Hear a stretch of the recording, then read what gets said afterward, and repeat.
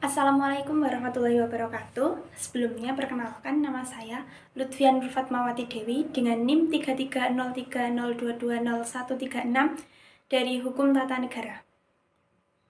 Pernyataan tentang uang bukan segalanya mungkin sudah tak asing lagi di telinga masyarakat Indonesia. Ada beberapa masyarakat yang pro dan juga ada yang kontra mengenai pernyataan tersebut. Bagi sekelompok orang yang kontra, mereka berpendapat bahwa segala-galanya ini membutuhkan uang untuk bisa bertahan hidup, seperti biaya hidup, biaya pendidikan, dan lainnya. Bagi sekelompok orang yang pro, mereka berpendapat bahwa ada beberapa hal yang tidak bisa dibeli dengan uang seperti cinta, keluarga, dan lainnya. Saya setuju dengan pendapat mengenai uang bukanlah segalanya. Uang seperti yang kita ketahui bersama adalah sebuah alat tukar yang disepakati oleh setiap manusia yang ada di muka bumi. Dengan uang, kita bisa mendapatkan sesuatu yang kita inginkan mulai dari hal-hal yang sederhana dan pokok seperti makanan, pakaian, dan tempat tinggal, hingga ke hal-hal yang bersifatnya tersier atau mewah seperti mobil, jam tangan, dan juga hal-hal hunayaan mewah lainnya. Di titik ini, uang menjadi sebuah hal yang krusial bagi setiap orang yang ada di dunia.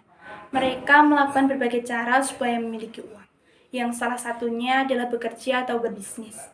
Tapi tidak jarang beberapa orang melakukan tindakan yang tidak terpuji demi mendapatkan uang seperti dengan mencuri dan lain sebagainya. Dalam ranah sosial, uang juga dianggap sebagai jembatan bagi orang-orang dalam menaikkan status sosial mereka. Semakin banyak uang yang mereka miliki, maka semakin tinggi status sosialnya. Orang-orang yang memiliki uang bisa mendapatkan sesuatu yang mereka inginkan. Sampai di sini kita tahu kehadiran uang sangat membantu kehidupan kita sehari-hari dan menjadi sesuatu yang sangat penting untuk dimiliki. Tetapi ada beberapa hal yang memang pada kenyataannya tidak bisa dibeli dengan uang. Hal-hal itu adalah manner, moral, rasa hormat, karakter, akal sehat, kepercayaan, kesabaran, integritas, kebahagiaan, dan cinta. Hal-hal yang sifatnya non-material, sehingga disinilah uang tidak dapat berkata banyak. Pada akhirnya, uang bukanlah segalanya, tetapi memiliki uang itu juga penting. Money is not everything, but everything needs money. Uang bukanlah segalanya, namun segala hal memerlukan uang. Kita tidak dapat menyangkal bahwa dalam memenuhi kebutuhan sehari-hari kita memerlukan uang. Membeli makan, keperluan-keperluan, membeli sarana hiburan, bahkan untuk bersosialisasi pun juga butuh uang. Saya setuju jika uang bisa membeli segalanya dengan syarat jika kita hidup dalam sistem bermasyarakat. Kebanyakan orang berpendapat bahwa hal-hal abstrak seperti cinta, keluarga, pertemanan, dan kebahagiaan tidak bisa dibeli dengan uang. Namun menurut saya itu bisa kok dibeli dengan uang. Mengapa seorang gadis muda mau menikah dengan om-om tua? Uang. Mengapa seseorang punya banyak teman dan respek? Bisa jadi karena uang. Mengapa seseorang bisa menikah dan berkeluarga? Uang. Mengapa orang-orang kelas atas memiliki manner dan karakter yang bagus? Karena sekolah dan sekolah butuh uang. Mengapa seseorang waras? Karena tidak memikirkan uang. Lalu siapa bilang uang tidak bisa membeli kebahagiaan?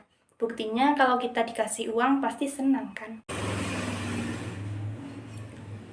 Mengapa segala sesuatu membutuhkan uang? Karena kita hidup dalam sebuah sistem masyarakat yang dibangun atas prinsip sosial ekonomi yang kompleks, yang memerlukan perputaran ekonomi di dalamnya, agar semua orang bisa mendapatkan kebutuhannya. Penetapan uang sejak lama sebagai alat tukar yang sah dan universal telah menggantikan sistem barter sejak dulu, supaya terjadi jual beli yang adil. Barangkali untuk menghidupi nilai, uang bukanlah segalanya. Secara murni dan total, kita bisa hidup terpisah dari sistem masyarakat, hidup di hutan, mendirikan komunitas sendiri, bercocok tanam sendiri, di tanah bebas yang tak bertuan. Hiduplah sesuai dengan semangat anarkisme, tanpa pemerintahan, tanpa hukum, tanpa uang, dan sistem ekonomi. Saya yakin itu adalah hidup yang tak akan membutuhkan uang. Lantas bagaimana pandangan orang-orang mengenai koruptor, narkoba, dan lain-lain hanya melakukan sanksi kurungan 2-4 bulan dan sisanya dibayar dengan denda. Sedangkan pencuri dan sebagainya menjalani kurungan dalam waktu yang hampir tahunan. Sebelumnya, apakah hukuman penjara bisa diganti dengan denda?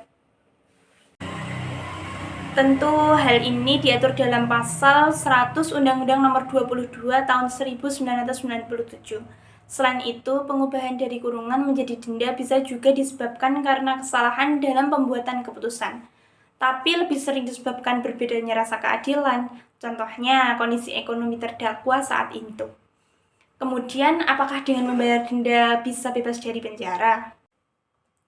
Di samping itu, berdasarkan pasal 31 KUHP, dapat disimpulkan bahwa yang dihukum pidana denda pada dasarnya bebas untuk memilih antara membayar denda yang dijatuhkan atau menjalani hukuman kurungan sebagai pengganti.